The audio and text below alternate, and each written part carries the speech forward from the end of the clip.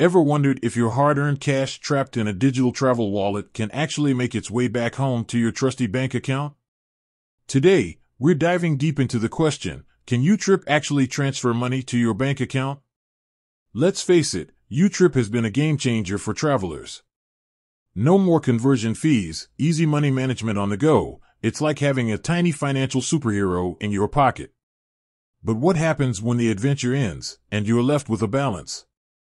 Can that travel money seamlessly transition back to your everyday finances? This is where things get interesting. Until recently, YouTrip was essentially a one-way street for your money. Once it was in, it was there to stay. But times are changing. There's been a whisper in the travel community about a potential shift. So, is it true? Can you finally kiss goodbye to those pesky leftover travel funds and bring them back into your bank account? We're about to find out. We'll cut through the jargon, decode the fine print, and give you the straight facts.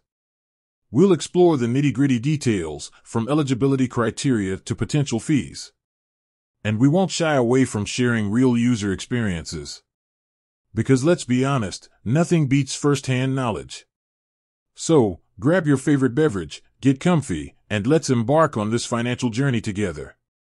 By the end of this video, you'll have a crystal clear answer to the burning question, can YouTrip transfer money to your bank account? And if so, is it worth it? But before we dive into the details, let's address the elephant in the room. Why would you even want to transfer your YouTrip money back to your bank account? Isn't it better to leave it there for your next adventure? Well, it depends. Maybe you overestimated your spending, or perhaps you have an unexpected expense back home. Whatever the reason, having the option to transfer your money back is a valuable one. Stay tuned as we uncover the truth about YouTrip and bank transfers. Your financial future might just depend on it. With that said, thanks for watching, and until next time.